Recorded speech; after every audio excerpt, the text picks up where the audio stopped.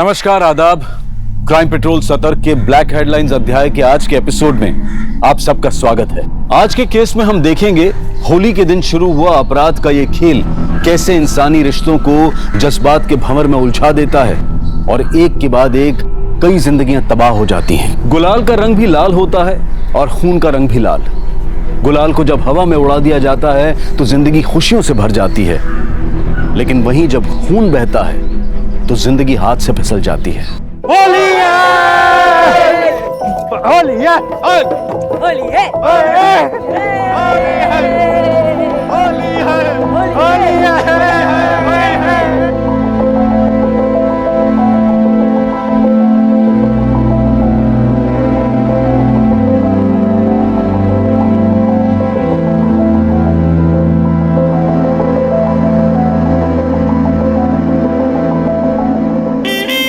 लो बन गई चोरी।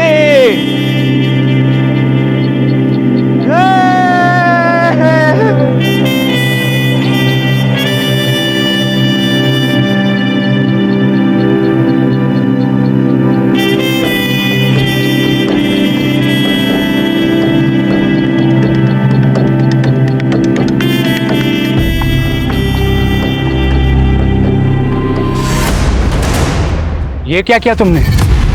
अरे जिससे ब्याह करना होता है ना, उसी के माथे पे गुलाल डालते हैं। तो कर लेंगे ना ब्याह। डरते थोड़ी हैं किसी से।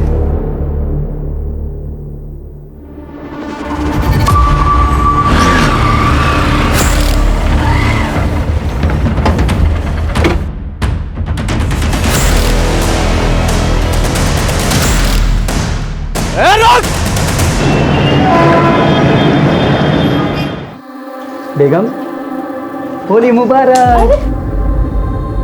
आपको भी होली मुबारक। आप मेरे त्योहारों का भी कितना ख्याल रखते हो ना। देखो ना, मेरे लिए होली भी खेल रहे हो। तेरे लिए तो कुछ भी।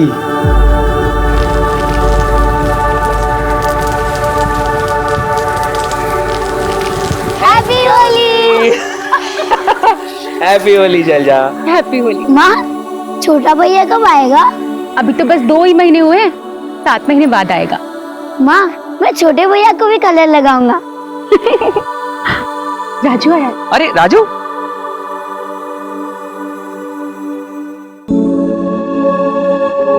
होली की शुभकामनाएं राजू। जीते रहो। होली की शुभकामनाएं साहब। हैप्पी होली राजू। हैप्पी होली सोनू। राजू आपको भी होली की बहुत सारी शुभकामनाएं। तुम अभी भी स्कूल जा रहे हो या चाय के ठेले पे दिन भर काम करते हो? रोज स्कूल जाता हूँ साहब। आपने इतने अच्छे स्कूल में एडमिशन कराया, छुट्टी कैसे मार सकता हूँ? अरे मैं तो भूल ही गया, तुम्हारे इस महीने की फीस जमा करनी थी ना। मैं कल ही जाके देता हूँ, ठीक है? अब बातें हो गई हूँ तो चलो मिठाई खिलाती हूँ। चलो। मिठाइयाँ आ गई हैं इंजीनियर साहब। होली की बहुत बहुत शुभकामनाएं। तुमको भी। हम सब ठेकेदारों की तरफ से जरा मुंह मीठा कीजिए सर। मखीजा जी, आप जानते हैं मैं सरकारी मुलाजिम हूं, ये मैं ले नहीं सकता। साहब, आपकी सख्त रिपोर्ट की वजह से किसी भी ठेकेदार का बिल पास नहीं हो रहा है। हमारे बीवी बच्चे रास्ते पर आ जाएंगे साहब। देखिए मखीजा जी, काम सही कीजिए, रिपोर्ट अपने आप सही बन जाएगी। बस अपना आशीर्वाद हम पे बनाए रखना साहब, वरना क्या वरना? ना मजबूरन हमें कुछ करना पड़ेगा साहब। ये देखिए,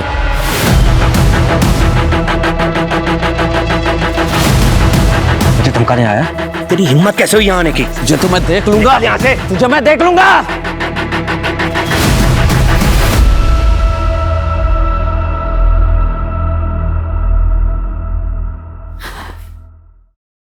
विनय,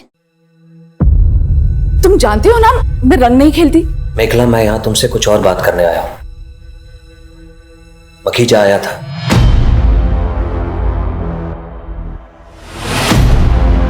ओह नो, अगर वो पिक्चर्स बाहर आ गए तो ऑफिस में इंक्वायरी बैठ सकती है।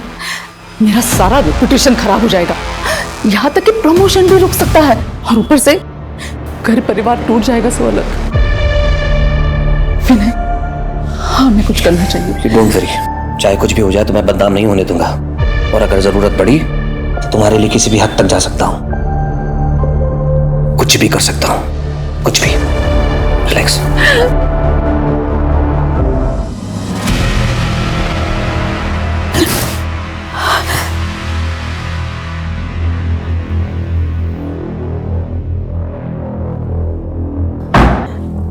मैं चलता हूं।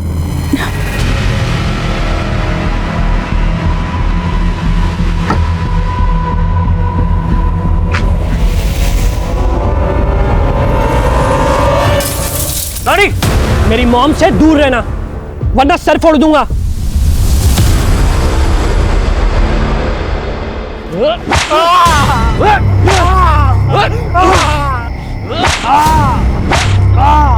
तेरी इतनी हिम्मत, तू मेरी बहन को नजर उठा के देखेगा? हाँ, उसके माथे पे गुलाल भरेगा? यह हमारी होली की प्रथा है। रेवती ने हमारे गाल पे गुलाल लगाया और हमने उसके माथे पे गुलाल भरा। अब हम उससे ब्याह रचाएंगे। क्या बोला तूने?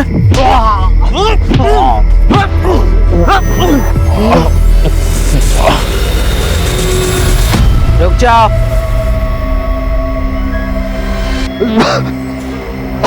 अम्मा, ये हमारे रेवती पर गुलाल डाला है और कह रहा ना उससे ब्याह रचाएगा। संग्राम, संग्राम ये उन लोगों की परंपरा है और आज के दिन ना तुम अपने दिमाग को जरा ठंडा रखो। अरे आज होली का त्योहार है। होली खून से नहीं, रंगों से खेली जाती है, समझे? आप सब लोग अपने घर जाइए और खुशी से होली मनाइए।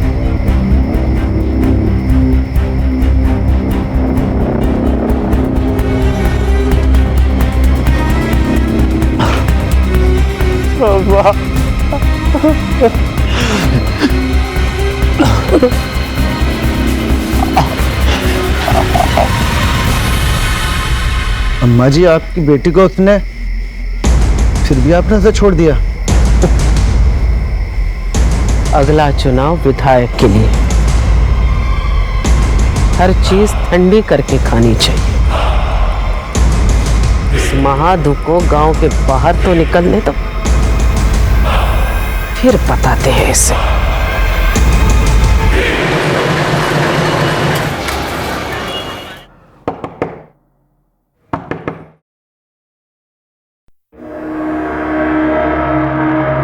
फाइल लागू जीजा जी। शैलजा दीदी कहाँ है? जी मैं रेवती, शैलजा दीदी की छात्रा हूँ। वो हमारे गांव आती थी ना पढ़ाने, तभी से उनसे जान पहचान हुई। मैं उनकी फेवरेट स्टूडेंट थी। शैलजा जी आ रही हूँ। अरे रेवती, प्रणाम दीदी। खुश रहो। वो कॉलेज का फॉर्म भरने इंदौर आई, पर मुझे यहाँ का कुछ पता नहीं, इसीलिए आपके पास चली आई। वैसे दी, आप जो फोटो दिखाए थे, जीजा जी तो उससे भी ज्यादा खूबसूरत हैं। वो छोड़ो, ये बताओ कि तुम्हारे घर वालों ने तुम्हें अकेले कैसे आने दिया? 18 साल की हो गई हूँ, कहीं भी अकेले आ जा सकती हूँ। नहीं, मेरा पेट भर गया। अच्छे से खा लो, कॉलेज बहुत दूर है। अच्छा तुम जा कैसे रही हो? अरे मैं ऑफिस जाते समय कॉलेज छोड़ दूँ। ठीक है, चलो सोनू, तुम भी जल्दी से खाओ।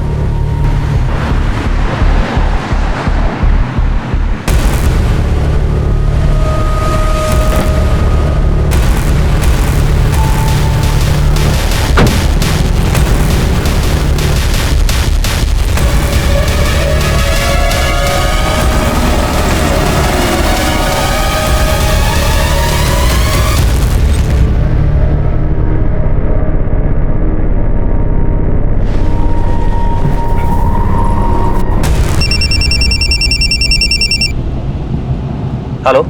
मखेजा ने अपने सोशल नेटवर्किंग साइट पे एक मैसेज डाला है कि आज 12 बजे तक सरकारी अफसरों के छुपे हुए रिश्तों का बड़ा खुलासा होने वाला है। गॉड, ये खुलासा किसी और का नहीं मेखला, हम दोनों का होने वाला है। ये पक्का हम दोनों के पिक्चर्स नेट पे अपलोड करने वाला है। कुछ करो विनय, नहीं तो। Mekhala, you don't worry, I will get him.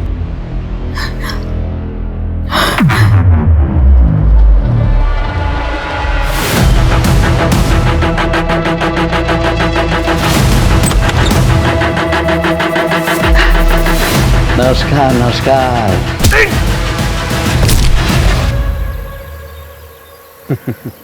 Happy Holi sir. Holi मुबारक हो। सर हमारी होली तो सबकी होली खत्म होने के बाद ही होती है। I know. आप एक्सक्यूज मी। हेलो, क्या?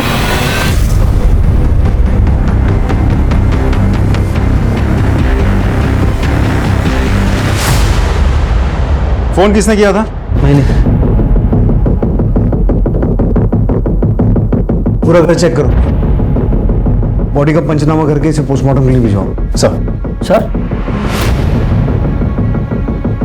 विनय कुलश्रेष्ठ, एग्जीक्यूटिव इंजीनियर। होली के दिन विनय के साथ इनका झगड़ा हुआ था। विनय ने इनको धमकाया भी था। तेरी हिम्मत कैसे हुई यहाँ आने की? सर ये फोटो देखिए, ये विनय और विनय के सीनियर कॉलीग मेखला, मैं इन दोनों को जानता हूँ। पूरा गांव छान मार, वो जहां भी दिखे उसे लेकर आ अभी इसी वक्त। चल। जी अम्मा जी। माँ, रेवती गहने और पैसे भी लेके भागी है। संग्राम, गहने बनवाए जा सकते हैं, पैसे कमाए जा सकते हैं, खेतों में बीज डालेंगे ना तो सोना उगेगा। लेकिन बात यहाँ से पैसों या गहनों की नहीं है, बात है हमारी इज्जत की। इसलिए उसे ढूंढ कर लेकर। ठीक है अम्मा।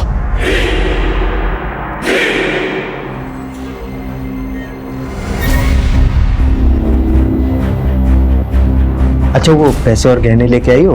मैं अपने और माँ दोनों के गहने और पैसे लेकर आई हूँ। ये देखो, ये और ये रहे गहने, ये देखो। लेकिन ना इतने सारे गहने यहाँ रखना ठीक नहीं होगा। मैं काम करता हूँ, ये सारे गहने बेच के ना पैसे लेके आता हूँ, फिर तुम्हारे नाम से बैंक में एक खाता खोलेंगे और सारे पैसे उसमें जमा कर देंगे।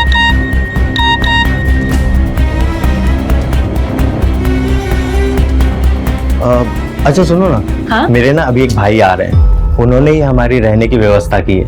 मैं एक काम करता हूँ कि गहने बेच के ना पैसे लेके आता हूँ, और तुम्हें भूख भी लगी होगी ना। हाँ। तो तुम्हारे लिए समोसा और जलेबी लेके आता हूँ। ठीक है?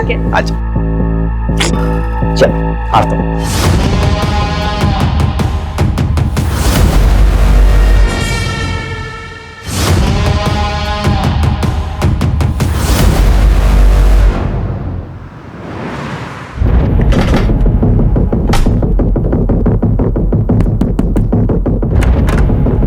सर आप विनय कहाँ है? ऑफिस गए हैं। क्यों सर, क्या हुआ? वो ऑफिस पहुंचे नहीं, उससे पहले ही कहीं और चले गए। आपको मालूम है कहाँ गए? मुझे नहीं पता सर, मैं तो खुद सुबह से टेंशन में हूँ। उन्हें कई बार फोन मिलाया पर उनका फोन ऑफ जा रहा है। वो कभी ऐसा नहीं करते, मगर आप लोग उन्हें क्यों ढूंढ रहे हैं? ठेकेदार मखीजा का मर्डर हुआ और वहां से विनय का आईडी और मखीजा के फोन में विनय की ये फोटो मिली।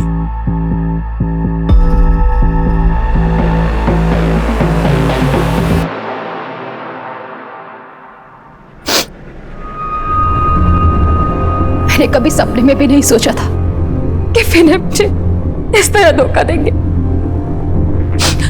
शैलजा जी, मैं समझ सकता हूं आप पे क्या बीत रही है। विनय अगर घर वापस आते हैं या उनसे कोई कांटेक्ट होता है तो तुरंत हमें इन्फॉर्म कीजिए। जी।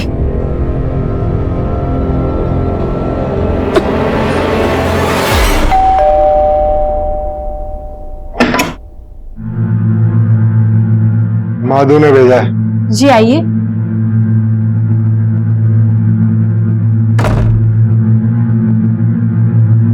बैठिए। आप कुछ लेंगे? चाय, कॉफी? नहीं, अपना इंतजाम हम खुद कर लेते हैं।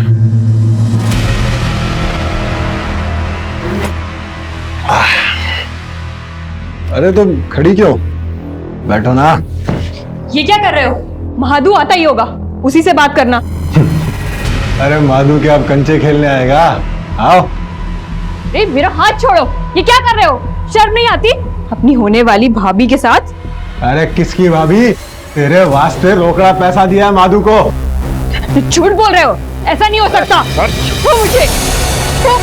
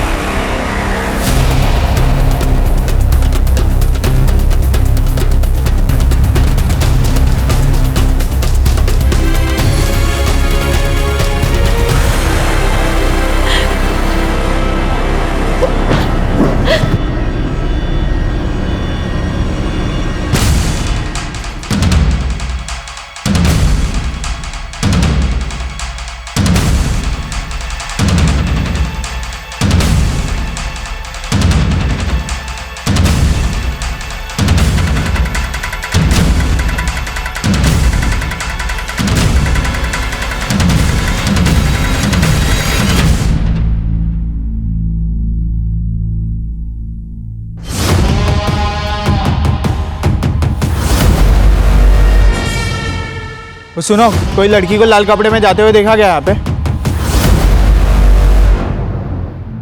हाँ, अभी अभी एक लड़की ऑटो में बैठकर उस तरफ गई है।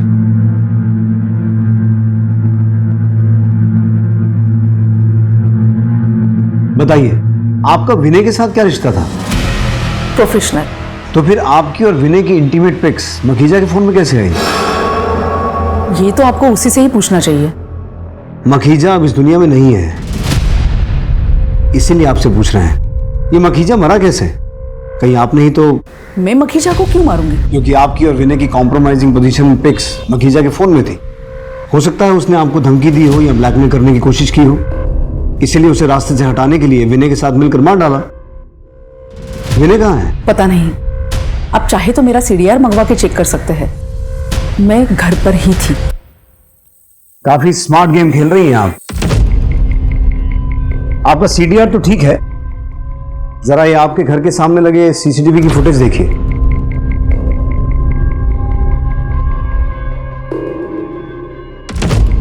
आपके बेटे रोनी की विनय के साथ क्या दुश्मनी थी?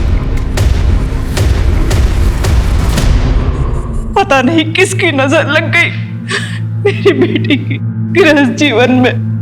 ये कैसे हुआ बेटा? मुझे तो खुद कुछ समझ नहीं आ रहा माँ। सुबह तो ये ऑफिस के लिए निकले थे और रेवती को कॉलेज छोड़ना था। रेवती कौन है? नानखेड़ा से आई थी माँ। नानखेड़ा?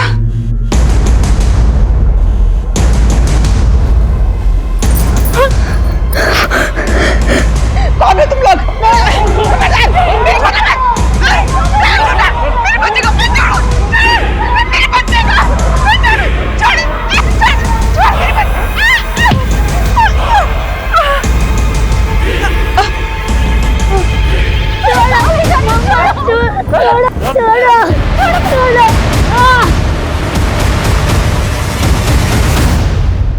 रोनी, विनय कहाँ है? How I know sir? तुमने उसकी कार की हेडलाइट तोड़ी थी, उसे धमकाया भी था। किस लिए? वो हमारा कुछ पर्सनल प्रॉब्लम था। तो उस पर्सनल प्रॉब्लम को खत्म करने के लिए विनय के साथ कुछ किया नहीं ना? नहीं सर। मखीजा का मर्डर कैसे हुआ? I don't know. तुम्हें गुस्सा तो मखीजा पे भी होगा, क्योंकि उसके फोन में वो पिक्स जो थी।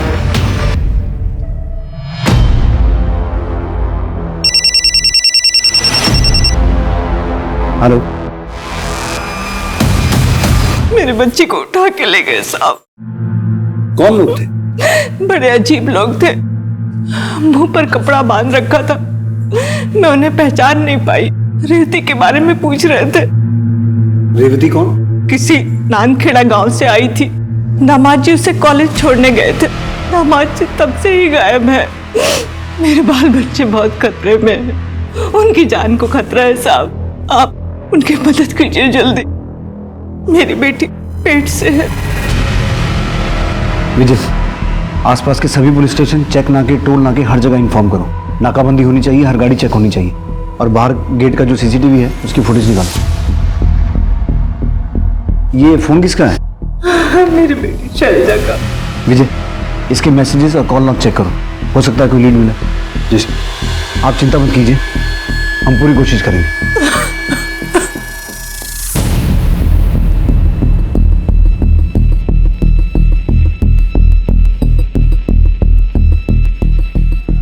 पहले मखीजा का मर्डर हुआ, फिर विनय गायब हुआ, और अब विनय के बीवी और बेटा। कहीं ये सब विनय का किया धरा तो नहीं है? मखीजा का मर्डर करके अपनी फैमिली को यहां से निकाल के धीरे धीरे गायब होने की कोशिश कर रहा। रेवती नानखेड़ा गांव से थी, और ये लोग भी गांव खेड़े के ही लग रहे हैं, चेहरे ढके हुए हैं। कहीं सबके तार रेवती से जुड़े तो नहीं है? विजय, नानखेड़ा पुलिस से रेवती के बारे में और जानकारी निकालो। सर, एक चीज नोटिस की आपने? दिखाता हूं, ये देखिए, गाड़ी में नंबर प्लेट ही नहीं है। जितने भी चेक नाके हैं सबकी CCTV फुटेज चेक करो। देखो ये गाड़ी कौन कौन से रास्ते से होकर गुजरी है। सब।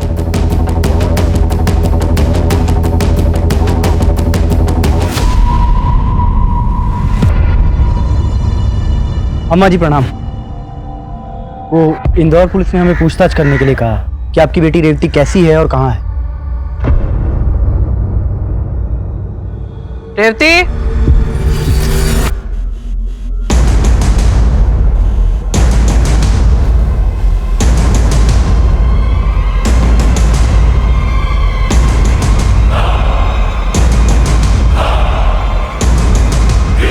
ये रही रेवती।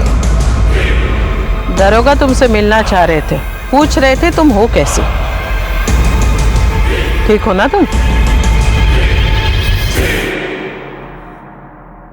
हो गई तसल्ली? जी अम्मा जी, हो सकता है इंदौर पुलिस वालों को कोई गलतफहमी हो गई है। ठीक है, चलता हूँ। प्रणाम।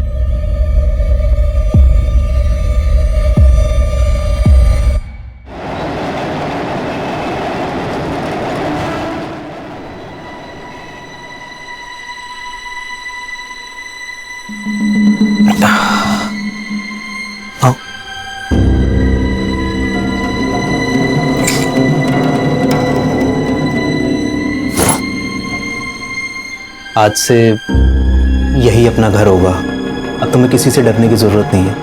इसे ही हम अपना आशियाना बनाएंगे। लेकिन मुझे यहाँ के लिए कुछ सामान खरीदना होगा। तुम उसकी टेंशन मत लो। मेरा पार्टनर है बिलाल, उसकी बीवी है बिल्लो भाभी, वो तुम्हारी खरीदारी में मदद कर देंगी।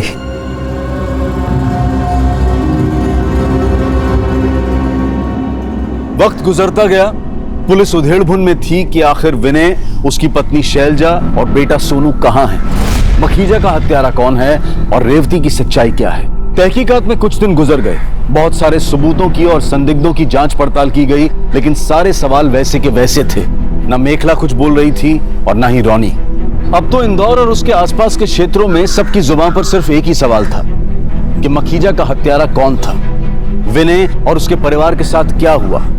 क्या वो कहीं भाग गए थे या उन्हें अगवा किया गया था, या फिर वो जिंदा भी थे या नहीं। सर, शैलजा के मोबाइल पे रेवती का एक मैसेज आया। मैसेज में लिखा है, दीदी मैं बहुत परेशान हूँ, बहुत मुसीबत में हूँ, प्लीज मुझे बचा लो। रेवती। कहीं ये वो नानखेड़ा वाली रेवती तो नहीं है? नहीं सर, ये कोई और रेवती है, क्योंकि नानखेड़ा वाली रेवती अपने घर पे है। और वैसे भी ये मैसेज मुंबई के मोबाइल नंबर से आया है। तो मुंबई पुलिस से कांटेक्ट करो और उन्हें रेवती और इस केस की पूरी जानकारी दो। सर, विनय ने उस दिन रेवती को कॉलेज के बाहर छोड़ा था ना? जी सर। उस दिन की CCTV footage I? Yes sir. ये कॉलेज गेट की सीसीटीवी फुटेज है।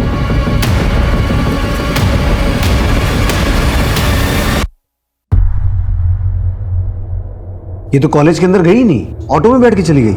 और जो आदमी ऑटो में बैठा है वो कौन है? इस ऑटो का नंबर नोट करो और ऑटो वाले को ढूंढ के निकालो। सर।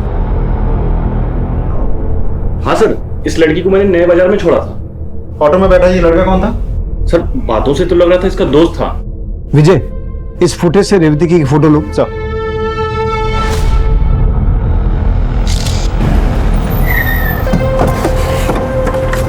सर यहीं उतारा था, वहां दोनों अंदर गए थे। सुनिए, ये लड़की यहां आई थी? जी साहब, ये एक लड़के के साथ में आई थी। बाद में लड़का तो चला गया, फिर ये लड़की भी भाग गई। अगर नानखेड़ा की रेवती अपने घर पे है तो फिर ये रेवती कौन है? और वो लड़का कौन हो सकता है जो इसे यहाँ लेके आया था? और फिर वो रेवती जिसने मुंबई से शैलजा के फोन पे मैसेज किया था। टोटल 3 रेवती हैं और तीनों किसी न किसी तरीके से इस केस से जुड़ी हुई हैं।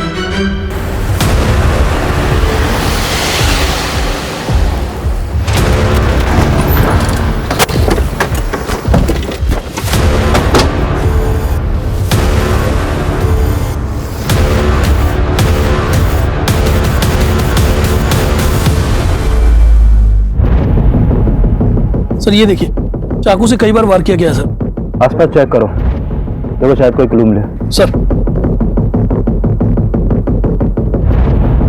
Lucky Taylor.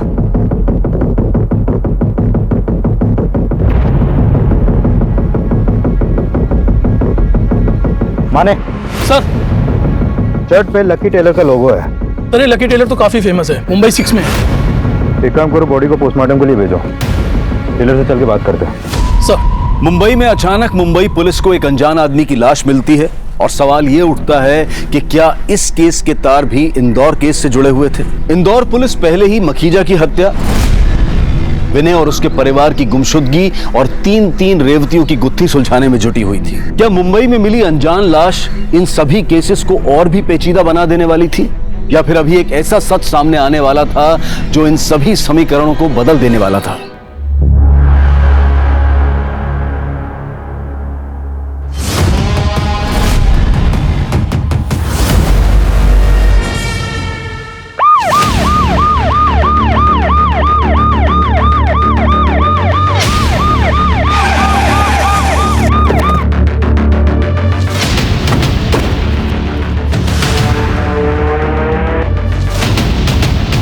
किसने, तुमने फोन किया था?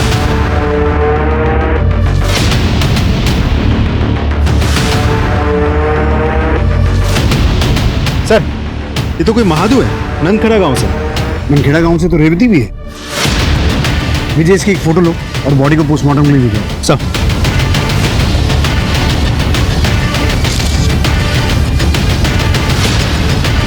हाँ सर, यही लड़का था सीसीटीवी वाली लड़की के साथ। हाँ सर, यही लड़का था जो रेवती के साथ आया था। विजय, नानखेड़ा के पुलिस स्टेशन को इन्फॉर्म करो, हम महादू के घर पूछताछ के लिए आ रहे हैं। सर।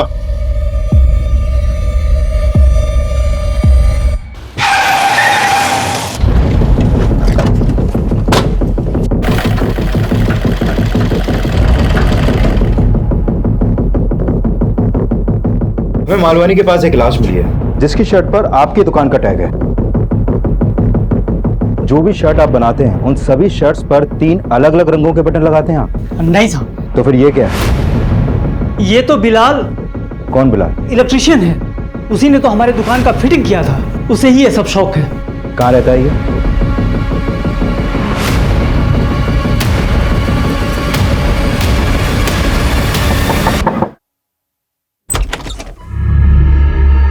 बिलाल का घर है? जी साहब, लेकिन 2 दिन से वो घर नहीं आया। मैं पुलिस स्टेशन आने वाली थी। क्या हुआ साहब? हमें एक डेड बॉडी मिली है और बॉडी अभी पोस्टमार्टम के लिए गई है। यह है बॉडी का फोटो।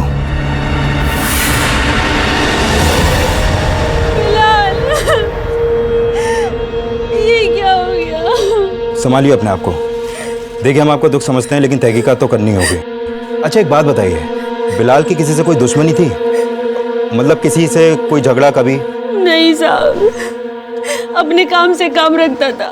ये बिलाल काम क्या करता था? उसका कोई दोस्त था जो उसके ज्यादा करीब हो? हाँ साहब, वो पिछली गली में शाम रहता है ना, उसके साथ काम करता था।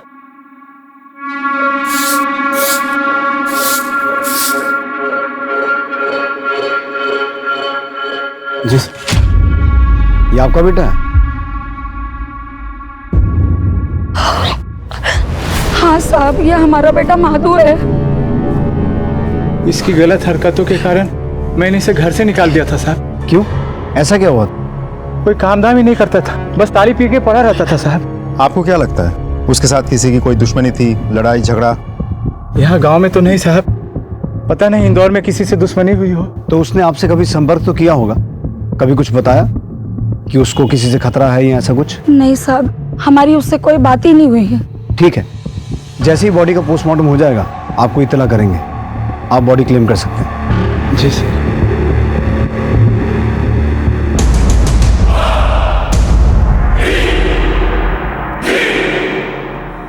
मुझे कुछ तो गड़बड़ लग रही है। अजय, इनके घर पे नजर रखना और गांव में महादू के बारे में और पता करो। जी सर। अच्छा, ये रेवती भी इसी गांव की है ना?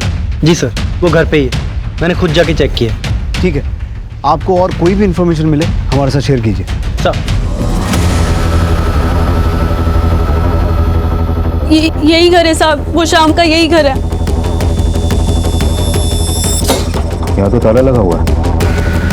थोड़ा सा सर। लगता है घर खाली करके ये लोग कहीं चले गए। पूरे घर की तलाशी लो। सर। उधर चेक करो।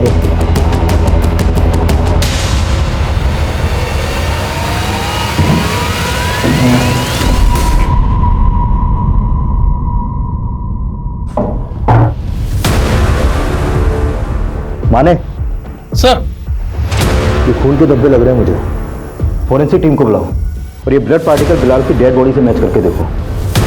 हो सकता है ये उसी का ब्लड हो।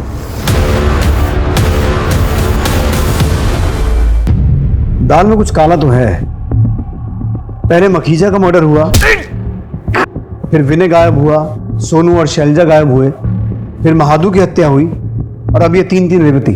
सर एक बात मुझे बहुत खटक रही है। अगर मखीजा का हत्यारा विनय है तो क्या मखीजा की हत्या का बदला लेने के लिए किसी ने विनय के परिवार को किडनैप किया, या फिर विनय ने खुद अपने परिवार को किडनैप करवाया और बाद में सब गायब हो गए? अब ये विनय हत्यारा है या खुद विक्टिम है?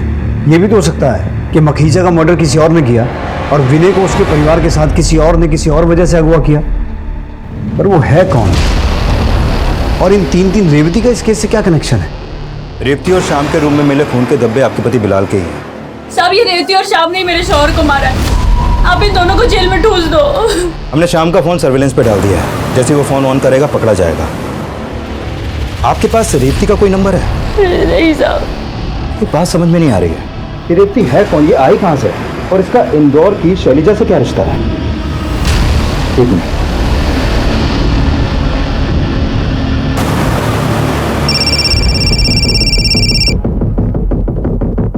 जय हिंद। जय हिंद। मैंने आपको यह बताने के लिए कॉल किया है कि रेवती ने जिस नंबर से शैलजा को मदद मांगने के लिए मैसेज भेजा था वो नंबर एक्चुअली मुंबई के बिलाल का है, लेकिन अभी उसका मर्डर हो चुका है। और बिलाल के मर्डर में हमारे सस्पेक्टेड क्रिमिनल बिलाल का एक दोस्त है श्याम और उसकी गर्लफ्रेंड रेवती हैं, और अभी ये दोनों ही फरार हैं। मैं आपको शैलजा केस से जुड़ी रेवती की फोटो दिखाता हूँ, आप देख के बताइए कि बिलाल केस से जुड़ी रेवती सेम है या अलग है। ये देखिए, ये देखिए, यही वो रेवती है जो शाम के साथ रहती थी। हाँ हाँ सर, यही है रेवती। और इन दोनों ने ही मिलकर मेरे पति को मारा है। तो शैलजा के घर आई रेवती ही मुंबई गई थी। इसका मतलब है रेवती नंबर 2 और 3 सेम है, लेकिन इस रेवती को इंदौर में महादू के साथ देखा गया था। तो क्या इसी रेवती ने महादू की हत्या की यहाँ इंदौर में और वहां मुंबई जाके बिलाल की हत्या की? खैर, आपको अगर रेवती मिलती है तो हमें इन्फॉर्म कीजिए। श्योर। जय जय।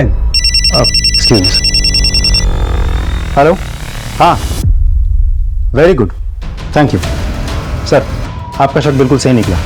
मखीजा के मोबाइल में विनय और मेखला के जो पिक्चर्स मिले थे वो हमारी टीम ने बहुत डिटेल में स्टडी किया। उसमें माइक्रो लेटर्स में उस मोबाइल कंपनी का वाटरमार्क है जिसमें पिक्चर्स खींचे गए थे।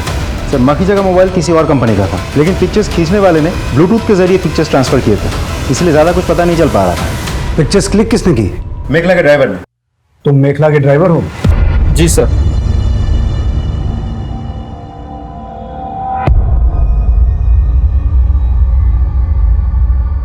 ये फोटो तूने क्यों क्लिक की? सर बताता हूँ सर, मैम कहाँ जाती कब किधर जाती मुझे सब पता होता था। मखीजा सर ने मुझे पैसे दे के बोला मेखला मैम पर, विनय सर पे तुम नज़र बनाए रखो, उन्हें ही सर अपने ठेकेदारी में इस काम की ज़रूरत थी। सर मैंने चुपके से दोनों का फोटो क्लिक किया और मखीजा सर को दे दिया। सर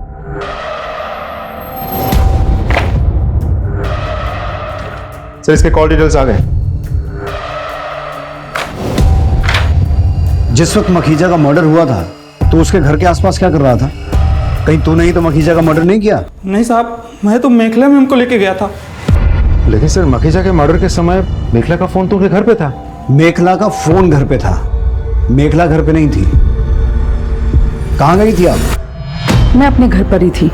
आपके ड्राइवर ने बयान दिया है कि उस दिन वो आपको मखीजा के घर लेके गया था। मेखला जी, आपके घर से लेकर मखीजा के घर तक जितने भी सीसीटीवी कैमरा हैं हमने सबकी फुटेज मंगवाई है। किसी न किसी सीसीटीवी में आप कैप्चर हो जाएंगी। आप पढ़ी लिखी महिला हैं, यहाँ तो बड़े बड़े क्रिमिनल्स पुलिस की मार सह नहीं पाते और सच उगल देते हैं। अब सोच लीजिए आपका क्या होगा। नीतू, इन्हें तब तक मारो जब तक ये सच न बोले। मैं सब सच बताती हूँ। आई एम सॉरी, मैंने मखीजा को जानबूझकर नहीं मारा। उसने दोपहर 12 बजे सोशल नेटवर्किंग साइट पे हमारे पिक्चर्स वायरल करने की बात लिखी थी। मैं डर गई थी। उससे यही रिक्वेस्ट करने के लिए मैं उसके घर पर गई, लेकिन उसने वहां बदतमीजी की। मैं बहुत गुस्से में आ गई और वहां पर पड़ा एक फ्लावर वास उठाया और उसके सिर पे मारा। जख्म बहुत गहरा था और मखीजा की वहीं पर डेथ हो गई। मैं डर गई थी, मेरे समझ में नहीं आ रहा था कि मैं क्या करूं। मैंने जैसे तैसे अपने आप को कंट्रोल कर लिया। ये सोच लिया कि जो होना था सो हो गया। मुझे एक आइडिया आया। अगर इस मर्डर का ब्लेम विनय पे आता है तो उसकी वाइफ को हमारे रिश्तों के बारे में पता चलता और वो उसे छोड़ देती, फिर मैं विनय के साथ शादी कर पाती। मैंने विनय को प्रमोशन देके उसके लिए एक आईडी कार्ड बनवाया था, उसे सरप्राइज देना चाह रही थी, तो वही आईडी कार्ड मैंने मखीजा के डेड बॉडी के पास रखा। आपने अपने ही बॉयफ्रेंड को मर्डर केस में फंसाने की कोशिश की? वो तो बस थोड़े दिनों के लिए ही फंसा ना, क्योंकि वहां पर ना तो विनय के फिंगरप्रिंट्स थे और ना ही कोई सबूत था, क्योंकि विनय वहां पर गया ही नहीं था और उसने मर्डर किया ही नहीं था, तो वो बस थोड़े दिन में ही बच निकलता। अभी कहाँ है विनय? यही तो समझ में नहीं आ रहा है सर, लेकिन पता नहीं क्यों मेरा मन कर रहा है कि विनय खतरे में है, प्लीज उससे बचा लीजिए। कहीं ऐसा तो नहीं कि इतना कुछ होने के बाद भी विनय ने शादी से मना कर दिया और आपने उसे मार डाला और उसके परिवार को अगवा करके उनके साथ भी कुछ भला बुरा किया? मैंने सिर्फ मखेजा को मारा है और वो भी एक्सीडेंटली। अलग अलग हादसों से जुड़ी रेवती नंबर 2 और रेवती नंबर 3 अलग अलग नहीं है, बल्कि एक ही रेवती है। इस हैरत अंगेज सच के सामने आने से इस केस में एक बड़ा उलटफेर हो गया। सारे बिखरे हुए पहलू एक दूसरे से जुड़ गए और होली के दिन शुरू हुई अपराधों की एक कड़ी पुलिस के सामने खुलने लगी। अब जरूरत थी उन सभी अपराधियों को पकड़ने की, विनय और उसके परिवार को बचाने की। पुलिस तुरंत एक्शन में आ गई। मिशन रिस्की था, लेकिन रिस्क तो पुलिस की ड्यूटी का एक अहम हिस्सा है और इसी दौरान पुलिस को एक अहम खबर मिली।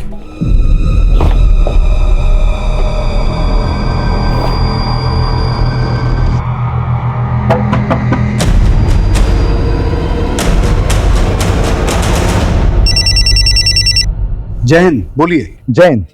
हमने रेवती को पकड़ लिया है।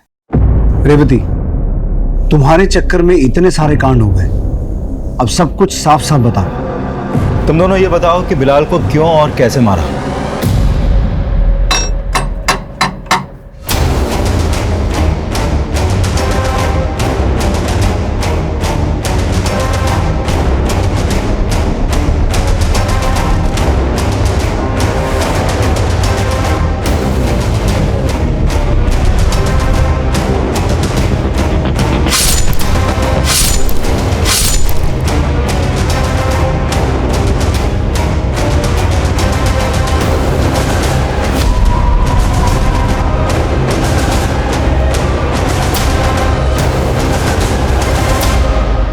हमने बिलाल को मार के उसकी बॉडी झाड़ियों में फेंक दी। तुम नामखेड़ा के महादू के साथ यहाँ इंदौर में क्या कर रही थी और शैलजा के घर कैसे पहुंची? सर, मैं नानखेड़ा की सरपंच अम्मा जी की बेटी हूँ।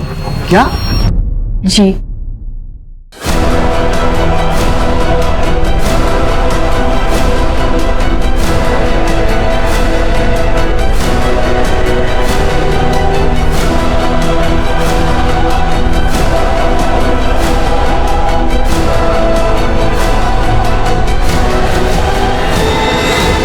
फिर मैं श्याम की मदद से इन सब से दूर मुंबई चली गई। तो तुम सिर्फ थोड़ी देर छिपने के लिए शैलजा के घर गई थी और फिर मुंबई चली गई। यहाँ पहले विनय गायब हुआ, फिर शैलजा और सोनू गायब हुए, महादू का मर्डर हो गया। क्या शैलजा दीदी की पूरी फैमिली गायब हो गई?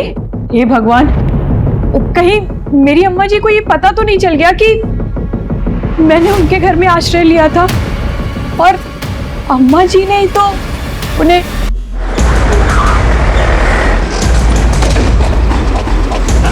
चल बाहर निकल। अरे कौन है तुम?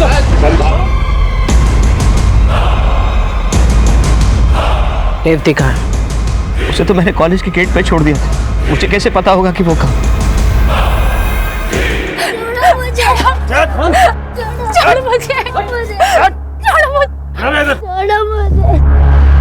अरे अब तो बता, कहाँ है रेवती? वो हमारी छात्रा थी, कॉलेज में एडमिशन के लिए आई थी। हमने तो बस उसकी मदद की है, हमें और कुछ नहीं पता। आप मेरे पति को छोड़ दीजिए। लटका दो इन लोगों को भी। लटका रहे? माजी ऐसा मत करो, माजी वो पेट से है, माजी तो आप तो वो पेट से है। फिर तो ज्यादा देर दर्द बर्दाश्त ही नहीं कर पाएंगे, है ना? और बहुत जल्दी अपना मुंह खोल देगी। बताओ, वो तो कहाँ चुप होकर रखा है? बताओ।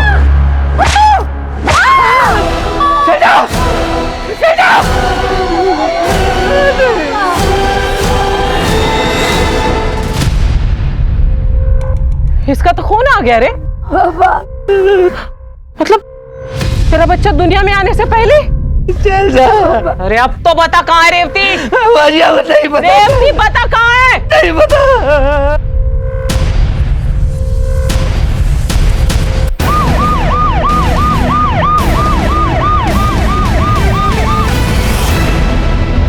आपके घर की तलाशी लेनी है, वारंट दिखाओ। ये आज की सरपंच और आने वाले कल की विधायक जी का घर है। यहाँ वारंट कुछ नहीं चलता। चलो निकलो यहाँ से। मैं वार्निंग दे रहा हूँ, अगर पुलिस के काम में दखलंदाजी की तो मुझे गोली चलानी पड़ेगी। ए दरोगा, क्यों मेरे हवेली की तलाशी लेना चाहते हो? आपकी बेटी रेवती कहाँ है? तो घर पे। बुलाइए। रेवती,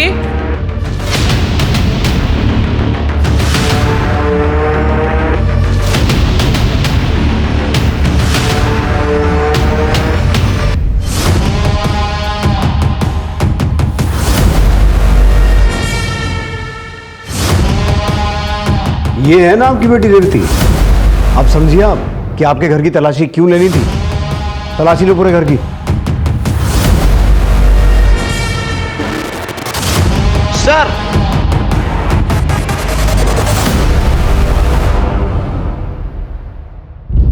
विजय,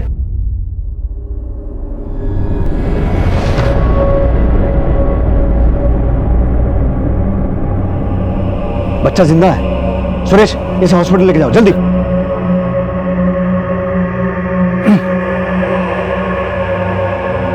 सर। दीदी, दीदी,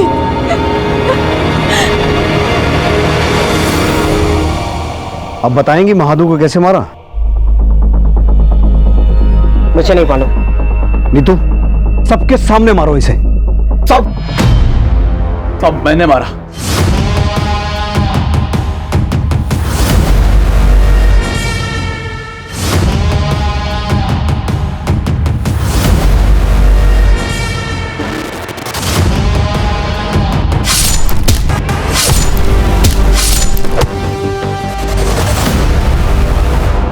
हमारे खानदान की इज्जत का सवाल था, इसलिए मार दिया। अजय, अंदर डालो इन्हें और इतना मारो कि सपने में भी लॉकअप दिखाई दे, क्योंकि ये सिर्फ खूनी और अपराधी नहीं है, वैशी हैं जिन्होंने एक गर्भवती महिला के साथ ऐसा अत्याचार किया है कि उसके पेट में पल रहा बच्चा भी मर गया। और अम्मा जी, पूरी कोशिश करूंगा कि कानून आपको कम से कम फांसी की सजा तो दे।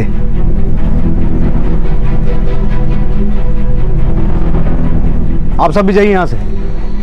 देखा रेवती, तुम्हारे एक झूठ ने कैसा खेल रच लिया। मैं मानता हूं तुम्हारे साथ भी बहुत कुछ गलत हुआ है, लेकिन तुम्हारे उस एक झूठ ने कई जिंदगियों का सच बदल दिया। विजय, इसे भी ले चलो। पुलिस ने पुख्ता सबूतों और गवाहों के साथ अपराधियों को कोर्ट में पेश किया और उन्हें सजा दी गई। लेकिन ये कहानी यही खत्म नहीं होती है। अम्मा जी और संग्राम ने अपने खानदान की इज्जत बचाने के नाम पर जो अपराध किए, उसका समर्थन करने वाले बहुत से लोग इस समाज में मौजूद हैं, जो आज भी ये नहीं मानते हैं कि जन्म और जात पात का भेदभाव करना गलत है। हम सब इंसान ही हैं, और जिस दिन हम किसी भी इंसान को उसके जन्म से नहीं बल्कि उसके कर्मों से जज करना शुरू करेंगे, तो शायद उसी दिन से बहुत सारे अपराध अपनी जड़ से ही मिट जाएंगे। दोस्तों, कोरोना वायरस से बचाव के लिए सरकार और प्रशासन ने कई कदम उठाए हैं। ये बहुत जरूरी है कि हम उनके द्वारा दिए गए निर्देशों का सही तरीके से पालन करें, अफवाहों पर विश्वास ना करें और डर का माहौल ना बनने दें। हमें पूरा विश्वास है कि हम बहुत जल्द एक साथ मिलकर इस आपदा को जड़ से मिटाने में सफल रहेंगे। अब मैं अनूप सोनी आपसे विदा लेता हूं। फिर मुलाकात होगी क्राइम पेट्रोल सतर्क के ब्लैक हेडलाइंस अध्याय में एक और नए केस के साथ। और याद रखें, क्राइम और आपके बीच में सिर्फ इतना फर्क है कि आप कितने सतर्क हैं। सतर्क रहें, सुरक्षित रहें। जय हिंद।